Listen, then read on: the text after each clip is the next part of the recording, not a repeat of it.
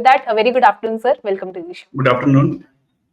Good afternoon sir. तो sir क्या लग रहा है आज के मार्केट्स को देखकर, are we expecting some sort of correction again, या फिर हमें एक रिवर्स यहाँ पर देखने को मिलने वाला है? करेक्ट।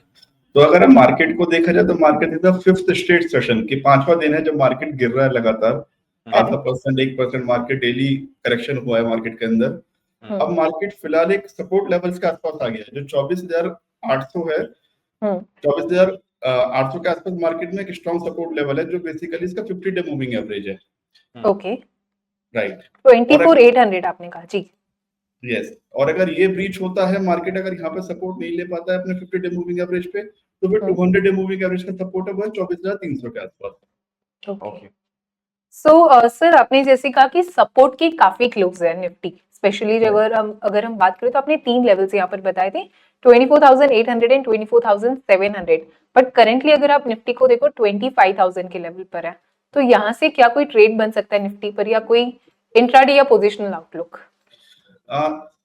मार्केट इज 25,000 एक साइकोलॉजिकली बहुत स्ट्रॉन्ग लेवल्स हैं और अगर मार्केट यहाँ से क्लोजिंग वीक देता है तो उसके बाद 24,800 के आसपास हमें लगता है कि मार्केट एक छोटा सा करेक्शन और दिखा सकता है और ये वीक का end maybe tomorrow we can see कि मार्केट 24,800 के लेवल्स को टेस्ट कर सकता है कल। बाकी अगर हम लोग डेटा पॉइंट्स की बात करें तो पीसीआर ट्रेंड भी हमारा 0.7 के आसपास है which indicates extreme fear and bearish momentum. तो पीसीआर ट्रेंड हमारा 1.3 1.4 चला गया था लास्ट वीक, उससे गिर के अभी 0.7 का आ गया है, तो मार्केट ओवरसोल्ड पोजीशन का आ चुका है।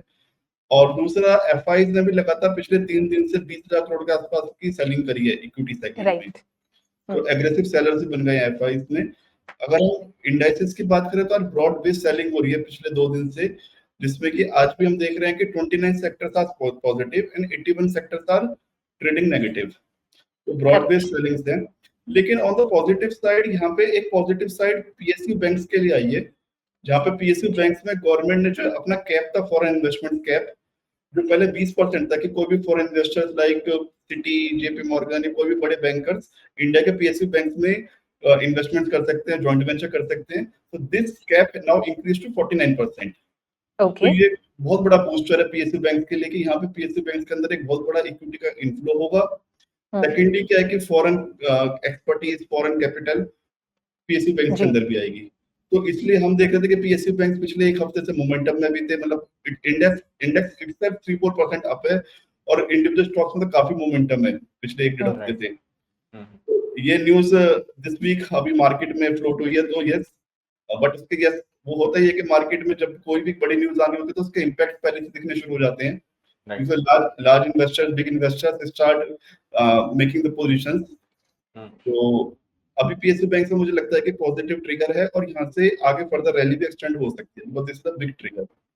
ओके, निफ्टी में तो नहीं, हाँ निफ्टी के लिए तो मेरे पास कोई ट्रेड नहीं है अभी। निफ्टी में तो मैं अभी अवॉइड ही करूंगा because as I said when I came last time तो मैं सोच रहा था कि 25,200 के आसपास निफ्टी एक सपोर्ट ले सकता है, बट मार्केट में बहुत कंफर्टेबली 25,200 को ब्रीच करके 25,000 के नीचे आ गया, तो मतलब सेलिंग प्रेशर तो काफी इंटेंसिफाइड है।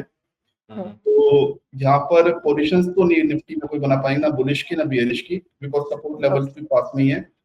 और बैंक निफ्टी थोड़ा साइडवेज है, मतलब बैंक निफ्टी में भी मैं देख रहा था कि बैंक निफ्टी 55,000 के लेवल के ऊपर है अभी भी, जबकि 55,800 तो हमने अभी हाई देखा ही था पिछले हफ्ते, तो बैंक निफ्टी में तो हार्डली 1.5% करेक्शन हुआ है और बैंक निफ्टी कहीं ना कहीं कंसोलिडेट हो रहा है इस लेवल्स पे।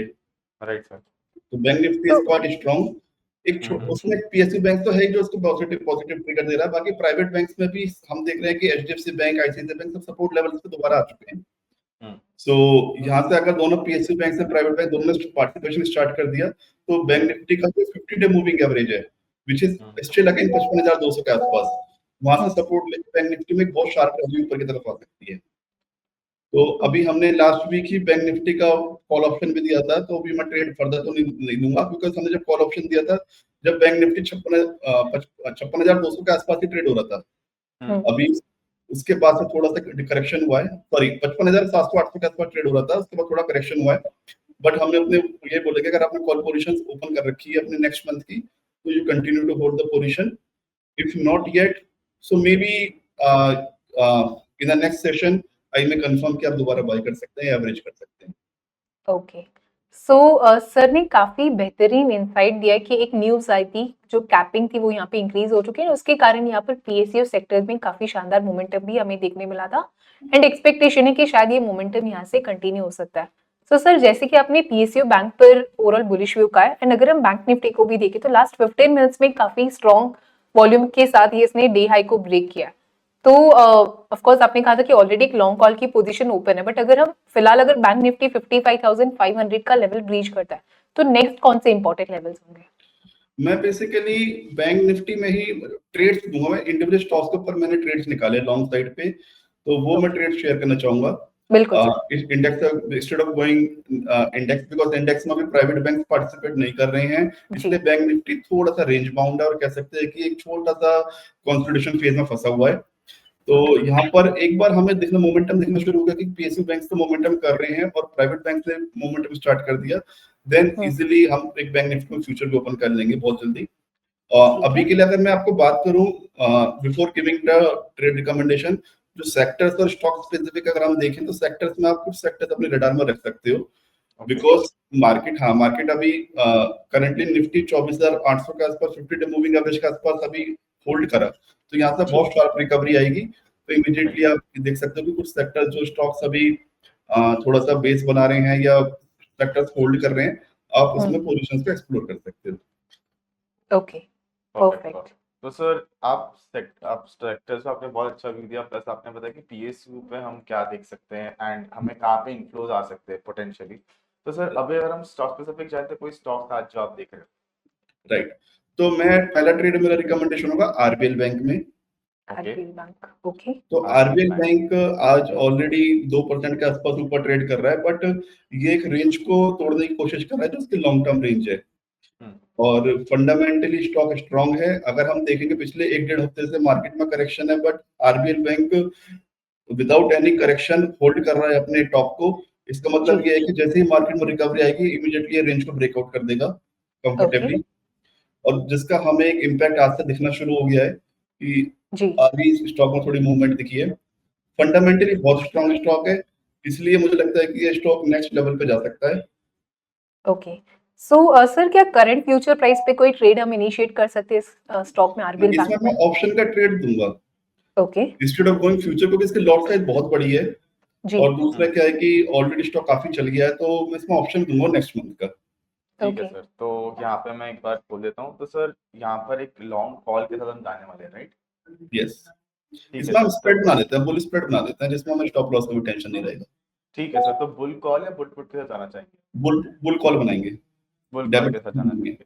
ठीक है सर, डेबिट स्प्रेड रहेगी यहाँ पे। तो सर कौन से स्ट्राइक्स देख रहे हैं आप 270 का तो बाय कर लीजिए और 280 का सेल कर दीजिए। ठीक है सर, तो 270 के मैंने यहाँ पे बाई कर लिए एंड 280 की हमने सेल कर दिया। तो सर करीबन 16,800 का डेबिट दिखा रहा है मुझे एंड यस सर, आप स्टॉप लॉस से टारगेट कहाँ पर आपको बनता हुआ दिख रहा है? ये मंथली स्प्रेड है, तो आप इसमें टारगेट मैक्सिमम टारगेट कितना बता रहा है, मैक्सिमम पोटेंशियल कितना है इसमें? सर 16,800 का यहाँ पे मैक्सिमम लॉस है एंड पोटेंशियल मुझे दिख रहा है करीबन 14,900 के आसपास बनता हुआ दिख रहा है। हाँ, तो आप इसको एक काम करो ना, आप 10,000 का प्रॉफिट ले लो, 10,000 का स्टॉप लॉस ले लो। अच्छा, 1:1 लेकर यहाँ पे चल रहा है। वैसे स्प्रेड है तो कोई टेंशन होगा नहीं, थोड़ा बहुत नीचे भी आ जाएगा तो ये हैंडल हो जाएगा। Right sir, right. तो सर यहाँ पर एक मुझे बहुत छोटा सा एक राशि भी दीजिएगा तो मैं यहाँ पे इसको सेव कर लूंगा। Stock is in strong momentum and ready for its long term range breakout, preparing for long term range breakout.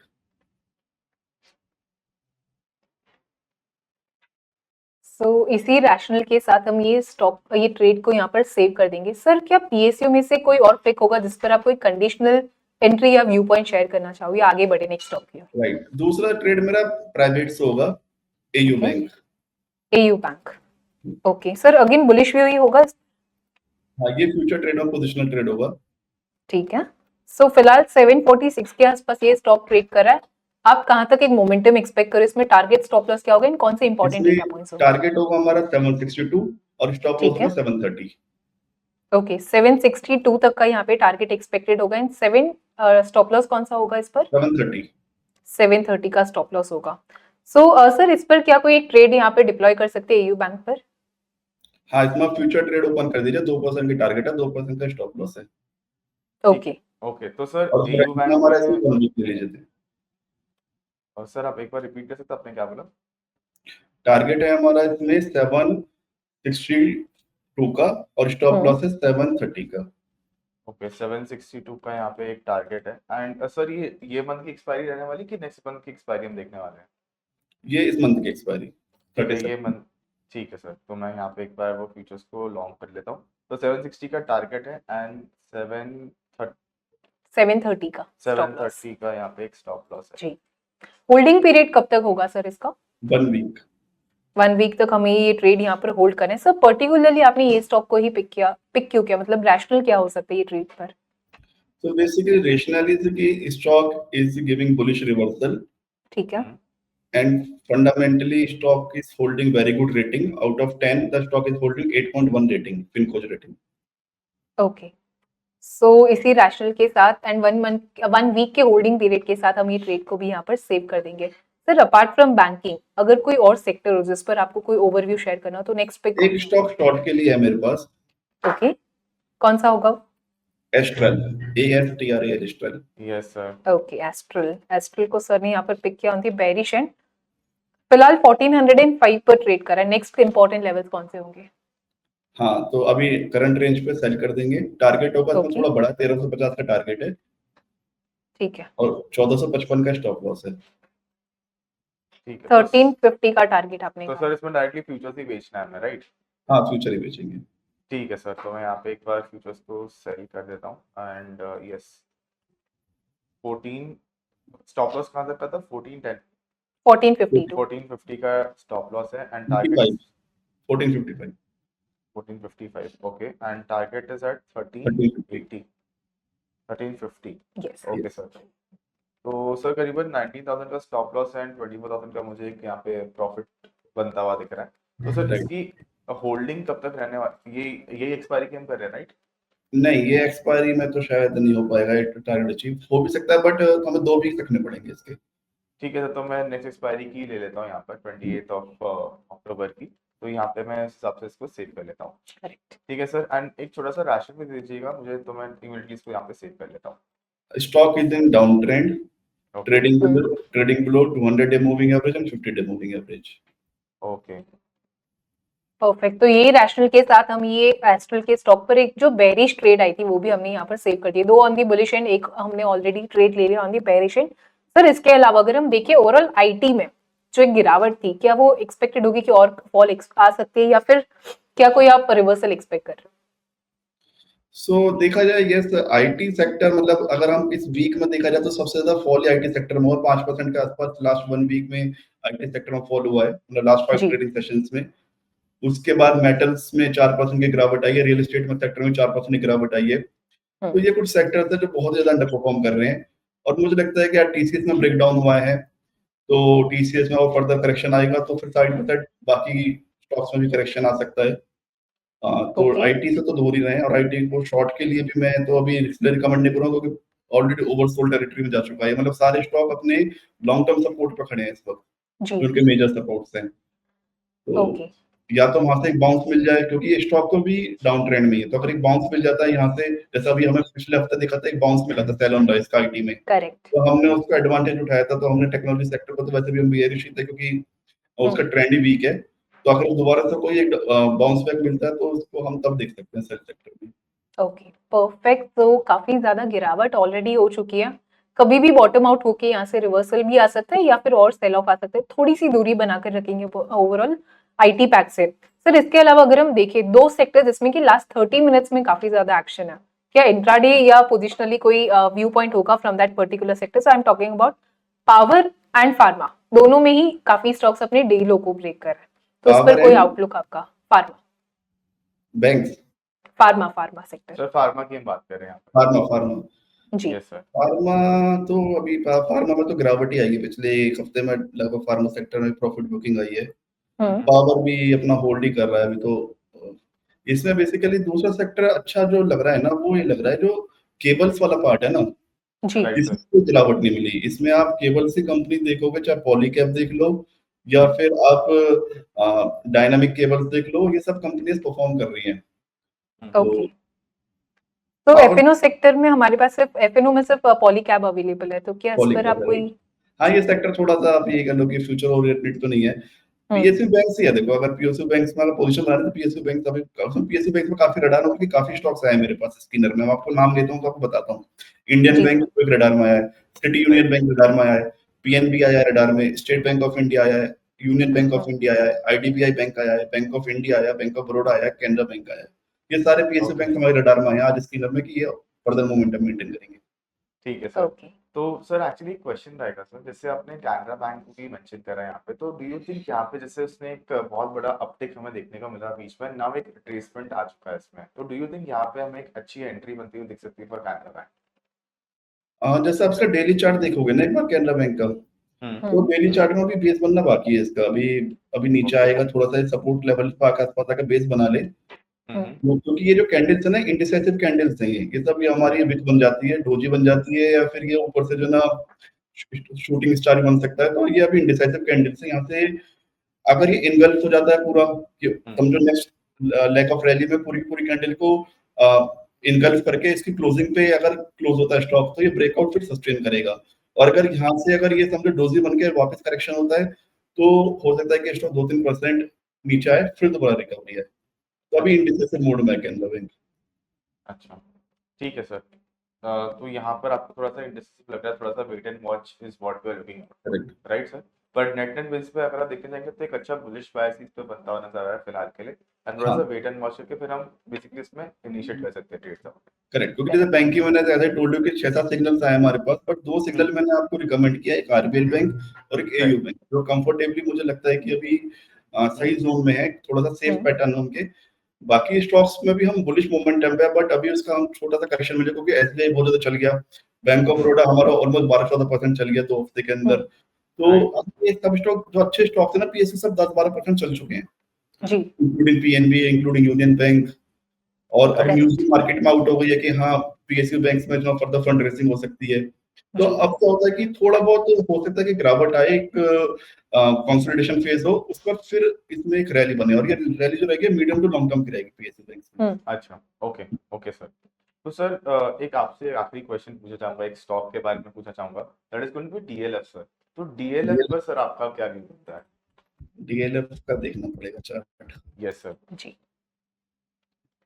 Actually real estate sector में थोड़ा सा रहा प्रेशर, अभी हमने भी रियल एस्टेट सेक्टर में 2 रिकमेंडेशन दी थी, गोदरेज प्रॉपर्टी दी थी, वो तो फिर भी चलो हिट हो गई, 4-5% ऊपर गया था। ओवरऑल रियलिटी का हमने कॉल ऑप्शन दिया था, वो बेसिकली लगभग हमारे एंट्री लेने के बाद से गिरना शुरू हो गया, 2-3% गिर गया स्टॉक अभी पिछले एक हफ्ते में। बट ये कॉल ऑप्शन है और हमने नेक्स्ट मंथ को ओपन किया है, तो शायद मुझे लगता है कि यहाँ से सपोर्ट से अगर बेस बन जाएगा, ओवरऑल रियलिटी पे कंपनी अच्छी है, तो ये स्टॉक में पैसा बन सकता है। बाकी डीएलएफ का थोड़ा देख लेते हैं। ओके, रियल एस्टेट सेक्टर में थोड़ी काफी प्रॉफिट बुकिंग चल रही है अभी। डीएलएफ में भी एक ब्रेक डाउन हुआ है, ये पिछले रेंज का, तो चार्ट थोड़ा ज्यादा वीक है। यस सर, इसमें लगता है कि ये स्टॉक जो ना अभी डेथ क्रॉसओवर हो रहा है इसके अंदर, 50 day moving average 200 day moving average को काट रहा है आज। देखो डेथ क्रॉसओवर हो गया इसके अंदर। दूसरा क्या है कि स्टॉक का जो सपोर्ट जोन है वो 680 के आसपास है कैश में, व्हिच इज अराउंड 6% डाउन है, यहाँ से 6% के नीचे का तो उसका सपोर्ट जोन है। Right sir. तो यहाँ पे सर आपको लगता है कि यहाँ पे कोई हम ट्रेड इनिशिएट कर पाएंगे कंसीडरिंग ये लेवल जहाँ पर वो ट्रेड कर रहा है? नहीं, अभी तो कोई ट्रेड रिकमेंड नहीं है, बिकॉज मतलब वीक है, लेकिन अभी कोई ट्रेड रिकमेंडेशन नहीं है फिलहाल। और कोई अगर शॉर्ट करके रखा हुआ है तो उसको होल्ड कर सकता है, मतलब उसके लिए मेरे को यही सलाह रहेगी कि ठीक है कंटिन्यू करो आप इसको with with stop loss above इसका 50 day moving average 200 day moving average intersect कर रहे हैं, उसी को स्टॉप लॉस ले लो 775। ओके ओके, परफेक्ट, ठीक है, परफेक्ट है। तो सर आखिरी में सर आपसे जाने से पहले एक पूछना होगा, कोई डिस्क्लेमर्स होंगे एंड कोई सजेशंस जो आप देना चाहें हमारे व्यूअर्स को? So disclaimer is कि current recommendations we are not holding in our model portfolios and suggestions में यही रहेगा कि मार्केट में अभी पैनिक होने की जरूरत नहीं है। 24,800 के आसपास एक बहुत स्ट्रॉन्ग सपोर्ट है 50 डे मूविंग एवरेज का, पर वो भी टूटता है तो फिर 24,200 24,200-300 सपोर्ट है, जो अपना पिछले महीने भी काफी स्ट्रॉन्ग सपोर्ट लेवल पर काम किया था, तो वो एक हमारा 200 डे मूविंग एवरेज सपोर्ट है। तो ये दोनों सपोर्ट लेवल पे मार्केट अभी है, मार्केट के पास स्ट्रेंथ। और सबसे इम्पोर्टेंट क्या है कि अगर निफ्टी का तो थोड़ा ठीक है, थोड़ा वीकनेस है, बट बैंक निफ्टी में वीकनेस नहीं दिख रही है। राइट तो है कि हाँ, यहाँ से नेक्स्ट वीक से हम देख सकते हैं कि बैंक निफ्टी में एक रैली आ जाए और निफ्टी भी यहाँ से शायद सपोर्ट बना ले अपना पूरा। ओके ठीक, परफेक्ट, काफी बेहतरीन इंसाइट सर ने यहाँ पर दिया, अपना डिस्क्लेमर भी सर ने यहाँ पर दे दिया एंड इसी के साथ सर हम आपका शुक्रिया कहना चाहेंगे बिकॉज काफी बेहतरीन इंसाइट आपने दिया, जैसे एक न्यूज को कैसे देखना था, उसका क्या इम्पैक्ट हो सकता है मार्केट पर, वो भी सर ने यहाँ पर कवर किया। सो थैंक यू एंड इसी उम्मीद के साथ कि आप हमारे साथ फिर से जुड़िएगा, हम ऑफ कोर्स आपकी इंसाइट्स भी ले पाए ताकि। Thank you so much sir.